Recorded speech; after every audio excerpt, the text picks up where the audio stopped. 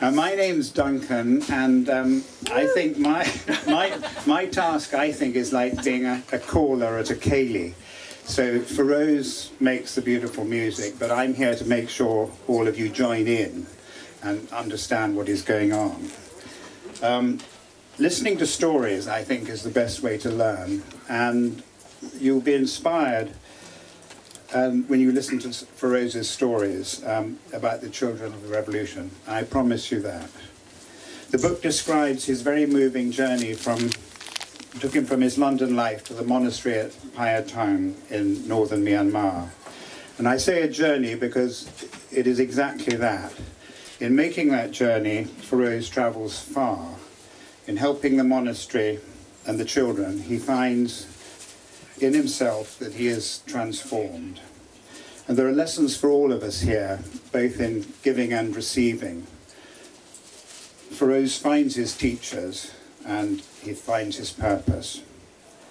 Last November, I went up to Phaya Taung after being on retreat, and I found it the most extraordinary place. It has an amazing energy, and I hope many of you will go there over time. It has a strong spiritual essence, and there's a passion for learning and growth, which is exceptional. And it's all rooted in metta, in loving kindness. And the monks, the children, the helpers, all there. And I just looked on in admiration. I stayed there just under a week, and it's a very, very special place to be in an extraordinarily beautiful but fragile country. So Feroze, let's begin to tell your story. In your book, I love how you describe how one thing leads on to another. And there's a moment at the beginning of the story when you're at a family reunion, and a cousin of your wife, Mumu, tells you that if you go to the lake, it will change your life. Can you tell us a bit about the drama of that first part of the journey, when you arrive at the lake, there's a storm, and you arrive at Phaya Taung monastery for the first time, and you meet Yongji? I think some of you obviously know the story, I can see from the faces, but basically we were on Inle Lake. A storm hit our canoe, really a canoe rather than a boat, and we were forced ashore. And when we went ashore, we were led to the monastery, because that's the only place that was there, really. And there was this monk, and he was standing in front, invited us in, and Mumu, my wife, and him were talking, and I was watching this man. And do you know something? I've never met or seen a human being like that before. I felt a source of energy, a source, sort of amazement, because when you see somebody who you've never been able to reconcile with, never be able to understand who it is, I was in awe. So that's what happened, but I didn't know who this man was, what was going on. But I think coincidentally, when you went to the lake, it was a time of awakening for you, and you were on the beginning of another spiritual journey at that time. Duncan, actually side by side, I remember the evening before I left for the monastery, I met this man who's been my friend for a long time, but also a spiritual master. And I remember going to see him, and I said, Sheikh, teach me what you're doing. And he said, Feroze, you're never going to turn back. I said, what do you mean you're never going to turn back?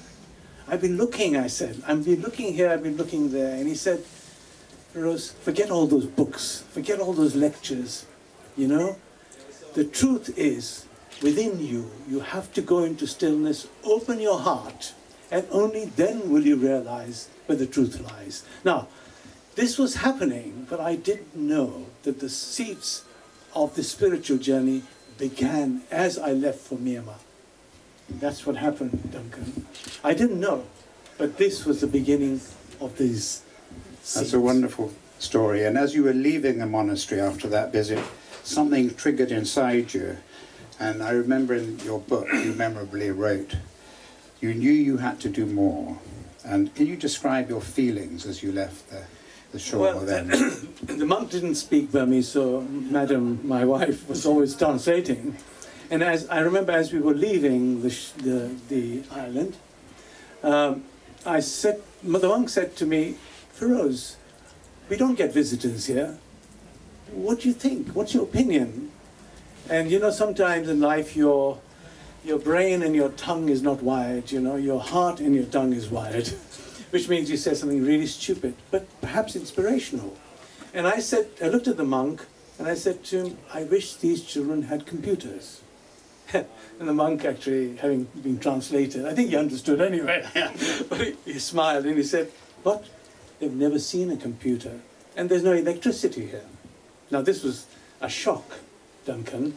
It was a shock to the system, but something happened inside me, you know? A door in my mind opened and I walked through that door at that moment. I realized there was a beginning of a journey. I realized that moment. I remember that moment. Even Farida remembers that moment. And that was the beginning of walking into a new life. And you made a decision then to make a commitment to Phaya Taung monastery and to make it self-sufficient. And how did the mission that become part of your main mission? Well, the first thing to do was to try and fulfill this strange notion that I should be taking computers to a monastery where children didn't have enough to eat and drink. It's a bit of a paradox. But actually the paradox was the opening of the mind. Because if I had just been saying, I'll send some food and some drink, then that would have been easy. But suddenly I was connected to a cause, connected to fulfilling my words. And I think that happened, the computer class happened. Then many other things happened, which you can read in the book. I was reading the book before coming here, looking at it again, and I remember there's a very difficult point with two years or more, and it was going. They were moving all the equipment and machinery up, and it was going wrong. And I remember you writing that you had to have some divine inspiration. What did you do then? Well, actually, I think so. Before we go to that water factory, Mumu and I were sitting and we used to stay late at night at the monastery asking the monk these questions, you know, what do you think of honesty? What do you think of humility? What do you think of life? You know, what do you think of afterlife? And so on. But at the end of these long nightly sessions, and we went on, darling, until 2 o'clock, and we'll get up at 4 o'clock in the morning.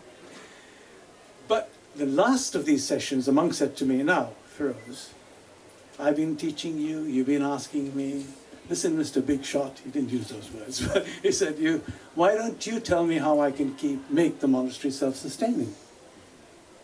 That was the key.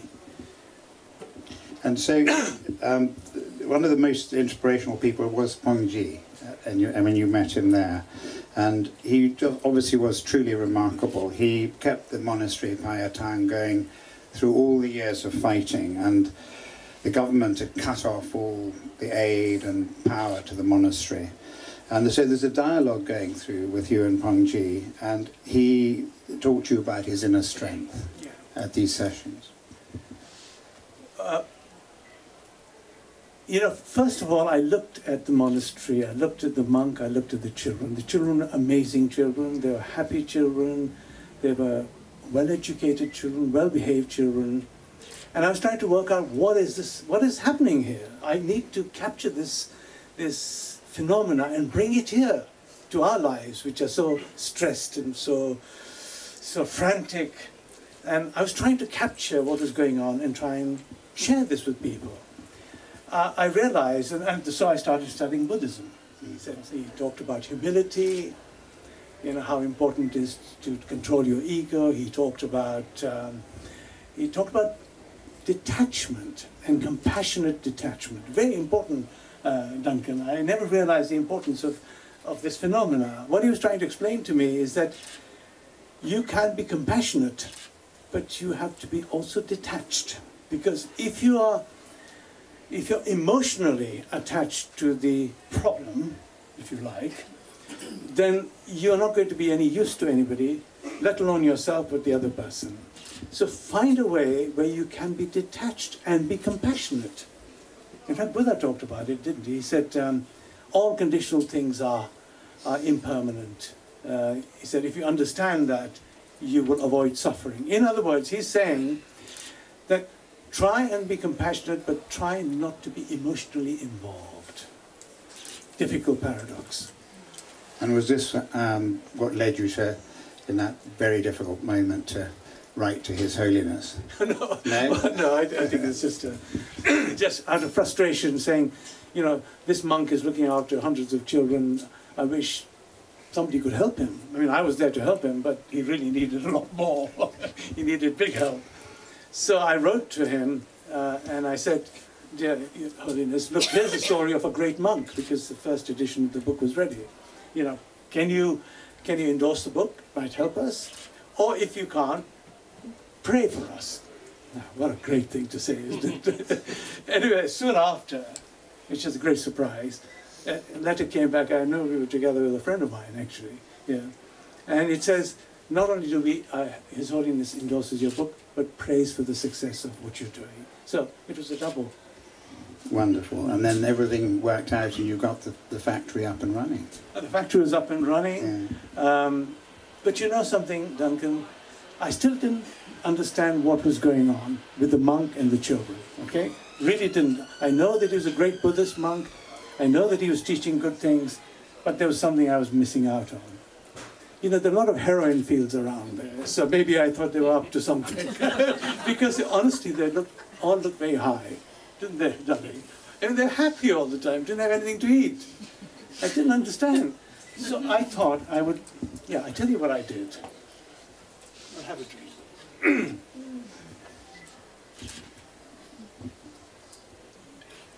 How am I doing, Duncan? Doing great. Okay.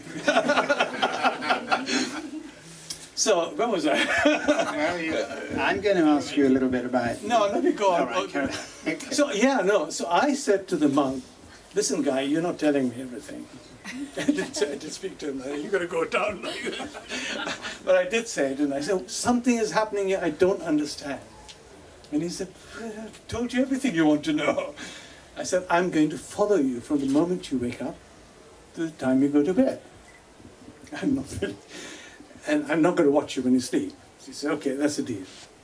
So he says to me, Feroze, my day begins at 3:30 a.m. outside the pagoda, and this was middle of winter, it was freezing, and I start my meditation at 3:30. If you want to be involved, join me. Now, I remember that night trying to sleep, but it was very difficult. Mr. Dada, I'm going to tell a bedroom joke now. Now, remember, the monastery, you slept on a couple of blankets at that time. There were bees around and all sorts of insects and lizards falling all over you and all that sort of thing going on. Monk, very kindly man, he said, these two guys, city people, let's give them something comfortable. So what does he do? He gets an airbed. You know, one of these airbeds? Okay, he puts it there and he's so proud. He says to Momo, oh, you sleep so well tonight, I've got a lovely bed for you. Okay, now watch this. It's obviously a second hand or a third hand. Right?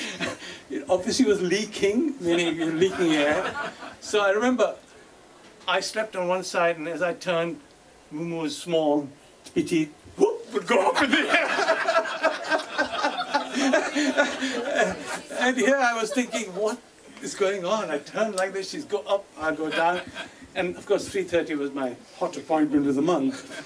I tell you, I'm sweating. I tell you that it was not hilarious. Was it, darling? Do you think it was hilarious? But we didn't sleep at that. So anyway, 3:30, I think it was more like 4 o'clock. I go up to the pagoda. Do you know, Jain, where I'm talking about? Yeah. It used to be open at that time. And there is the monk in meditation. He's sitting there, and he's got a mat next to him. He's so brilliant, that guy. He knew that I'd be a little late. I shouldn't disturb him, but look, he was expecting me, which is great. It's freezing. So I sat, I meditated with him. I knew a little bit about the Sufi meditation, so I was able to sit down. Half an hour later, he turns around, he holds my hand and said, look, Feroze, we're going to meditate for humanity for the next 15 minutes. And by that time, I was beginning to feel all sorts of sensations, by the way. And the habit was all the little children and the little monks would all gather around quietly. They knew we were meditating, so 500 of them came around, gathered all around us. And then the monk turned around and he looked at them and he started meditating with them, chanting. Do you know something, Duncan? I was as high as a kite. I was feeling in heaven. I knew that it wasn't a drug. I knew this was what he was doing. And this is what the children were doing, Duncan. They were doing this meditation. I think that's wonderful. So did he teach you Vipassana meditation? So he's a Theravada monk. So I said to him the next morning, I said, Yanni, I'm sure you're not on drugs. I said, what sort of meditation are you doing? And he turned around and said, I do Vipassana meditation. I said, what is this Vipassana meditation? He said, this is a meditation which Buddha used to practice 2,500 years ago, about that time, and was revived again. And he said, this is the meditation. I said, teach me. And he said, no. So I said to him, where can I find this meditation? And he said, you have to find a master, a meditation master. Which you did. Which I did. And basically I would just at this point in time share with you that if you have 10 days, and I can see 1 or 2 people who have already been, if you have 10 days of escape, you can go on the Vipassana meditation. It's 10 days of no talking, no communication, hardly anything to eat. Okay, you're meditating from 3 a.m. to 9 p.m. But it's amazing. You realize you can do it, actually. It feels impossible, doesn't it, Duncan? You've done this. But it is an amazing experience. So yes, I did discover that. Wonderful. Now, in the book, Feroze, you describe when Pongji says the practical needs of all the children, that now there are 1,200 children in the monastery. He says they're complete. They've got clean water to drink. There's money from the sale of the mineral water to buy food, and they have education facilities and a medical clinic and sanitation. What were your feelings then? Did you feel there was more to do, or was Pongji actually telling you this is now the time when you should look after your spirit? That statement is very noble, actually, because I remember 7 years ago I made the promise to him that I would do what I could to help make the monastery self-sufficient. He was actually acknowledging at that time, Feroze, you've done your job. Sorry, not my job, but the job. And now it's for another scene, something else to do. But what he meant really was those basic needs of the children which were necessary were fulfilled. Now let's do something bigger, actually. That's really what he was saying. So tremendous things have been achieved, as you can see, and you've talked about the energy at the Phaya Taung monastery, with the help from so many people around you, and the feeling that one thing led to another, which I think happens throughout the book. But in the book you also talk about the interaction and the balance between the physical and the material side of our lives and the spiritual life. Can you bring some of this thinking out to the group here tonight? Yeah. So, before going on to the spiritual side, what is the first part of the question, Duncan? It's the balance between the physical... before that. Before that, with the energy at Phaya Taung monastery and what that is. You see, spirituality, a spiritual path is about following a path of energy. Right? Now, most religions will profess that they have a spiritual path. For example, in Islam is Sufism, in Judaism is Kabbalah, it's in Buddhism is Dhamma. In Christianity is the power of the prayer and meditation too. But you know something, Duncan, that the spiritual path is a path beyond the religious path. It's a path where all religions, all beliefs converge. Where there is no rituals, is only a connection of energy. This is the discovery, really, of, in a sense, this journey. Well, I think that's wonderful. So that's the message. What comes from the book to the readers, would you say, to summarise that side, what would you tell people who... Well, I'd say one other thing which I should say and always say is that there's a moment in time when you think you're the person who's doing the deal, you know. But the truth of the matter, I'm happy to share, is that I am really only an instrument, Duncan, because I know, and there are a lot of people in this room who will know what I'm going to say, is that every time I wish for something to happen, something happened. If I wish for one doctor, I got two doctors. If I wish for one philanthropist, I got two philanthropists. If I wish for one editor, I got two editors. Believe me, it is not. And then I realized, actually, I think Rumi said it best, if I can remember. Rumi said this. He said, on the path of love, you have no ownership of your life. You have no control of your life. You are the paintbrush in the hands of the master painter. I experienced that completely. I realized that I was simply, in a way, a performer, really. Truthfully, I was there to perform and others were there to help. We were simply answering the call of the children, the path of karma, if you want to put it this way. Well, I think that's wonderful, and I'd like to thank you hugely for taking us on this journey, and throw the floor open to any questions any of you might have for Feroze. Any of you have read the book or been to Myanmar or more interested about the meditation and the monks and the work there. So please feel free to ask any questions. Make it up. Dr. Jain. Next.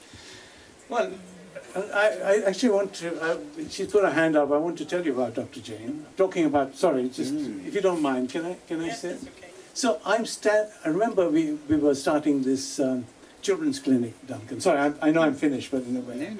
No. And I was thinking, okay, we've got money for the building. And the building was ready. I think Mrs. Thingy also helped. And I was going on the boat to the airport and I was saying, where am I going to get a doctor to come to this wilderness? Yes, believe me, this is remarkable. And I went to the airport thinking, where am I going to get a doctor? And I see this woman coming towards me, who's here. Here. Just like, I know I attract women, but that's good. It's a joke. It's a joke. Anyway, so Jane comes to me and says, what are you doing? The plane was late or something. And I said, what do you do? She said, well, what do I do? And I said, look, I've been helping at the monastery. And I said, Jane, what are you doing?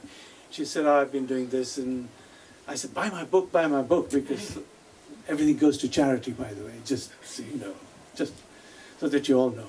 And so Jane wrote down, I said, give me your email. I had the iPad. So she punches in an email. It says, jane.whatever@nhs.org.uk. And Duncan, I looked at her and I said, oh God, you're so fast. It's unbelievable. And there you are, Jane. How many years has it been?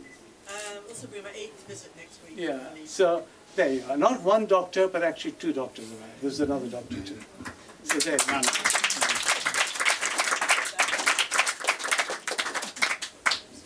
Any other questions from anybody?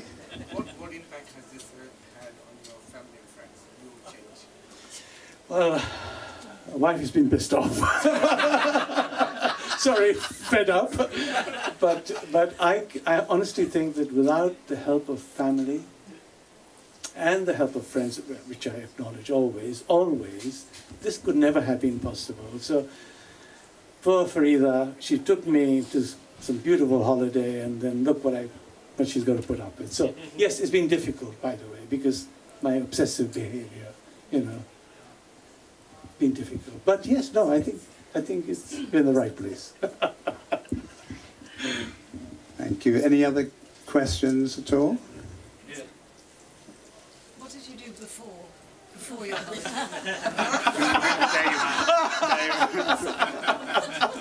Oh dear.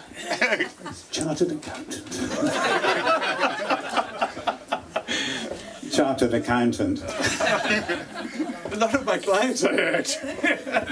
It just shows there is another life after the... But actually, I have to tell you, there's just the completeness of this answer. I gave up a great job, huge amounts of money to do this thing. But I enjoy it. So have you answered what next, that you're going to have time with your family? Yes, of course. All right, I'm just going to, if you take a moment, I'd like us all to send a blessing to the children at Phaya Taung. So just pause for a moment. May all beings have happiness. May all be the causes of happiness. And may all live in equanimity without too much attachment, without too much aversion, and live in the knowledge and belief of the equality of all that lives. Thank you. Feroze, I just wanted to say that you're a force of nature, and I know you have as many plans and achievements, but I'd like everybody tonight just to hand the children of the Revolution of Feroze.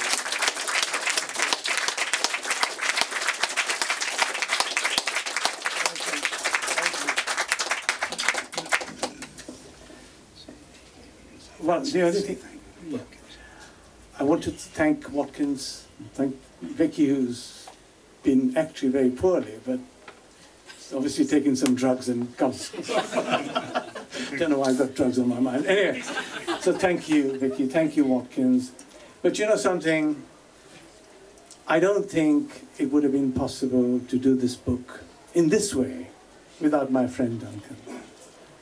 He's been amazing, actually, and I don't want to flatter him, and the only thing I'll say is I'll give him a hug, because he likes that best.